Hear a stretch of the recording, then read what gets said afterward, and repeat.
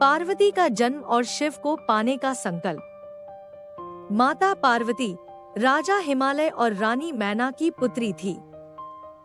वे देवी सती का पुनर्जन्म थी। पूर्व जन्म में सती ने भगवान शिव को पति रूप में पाया था, लेकिन अपने पिता दक्ष के अपमान के कारण वे योगाग्नि में शरीर त्याग कर चली गई।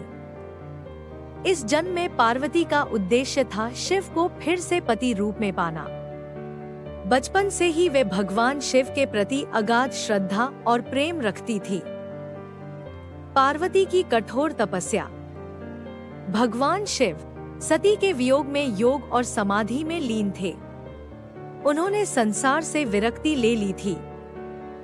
माता पार्वती ने शिव को पाने के लिए घोर तप किया। वर्षों तक केवल जल, फिर वायु और अंत में निर्जल रहकर तप करती रहीं। उनकी तपस्या इतनी कठोर थी कि देवता तक चकित हो गए। कामदेव का अंत और पार्वती की परीक्षा। देवताओं ने शिव को समाधि से बाहर लाने के लिए कामदेव को भेजा। कामदेव ने प्रेम बाण चलाया, जिससे शिव की समाधि भंग हुई, लेकिन क्रोधित शिव ने कामदेव को भस्म कर दिया। पार्वती ने बिना डरे अपनी तपस्या जारी रखी। शिव ने उनकी परीक्षा ली, कभी साधु बनकर, कभी आलोचक बनकर, लेकिन पार्वती अपने प्रेम में अडिग रहीं। विवाह और प्रेम की एकता। अंततः शिव ने पार्वती के तप और प्रेम को स्वीकार किया। वे स्वयं राजा हिमालय के पास वरण करने गए और देवताओं व ऋषियों की उपस्थिति में उनका विवाह हुआ। उनका विवाह दिव्य, भव्य और ब्रह्मांड के लिए मंगलकारी था।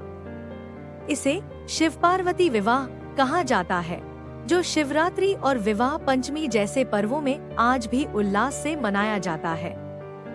शिव पार्वती का प्रेम और जीवन। उनका प्रेम गहन और समर्पित था। पार्वती शिव की अर्धांगिनी बनी, अर्थात उनके आधे अंग में समाहित।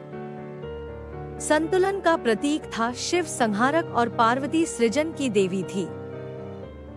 संवाद और विश्वास पर आधारित था। वे अनेक अवसरों पर एक दूसरे से तत्वज्ञान, भक्ति और संसार की चर्चा करते हैं। शिव पार्वती संवाद गृहस्थ जीवन का आदर्श बना। उन्होंने भगवान कार्तिकेय और गणेश जैसे पुत्रों को जन्म दिया और एक आदर्श परिवार प्रस्तुत किया। प्रेम का संदेश। शिव पार्वती का प्रेम हमें सिखाता है कि सच्चे प्रेम के लिए तपस्या, धैर्य और निष्ठा आवश्यक है। प्रेम केवल भावनाओं का नहीं, आत्मिक एकता का विषय है। हर प्रेम में परीक्षा आती है, पर समर्पण उसे दिव्य बना देता है।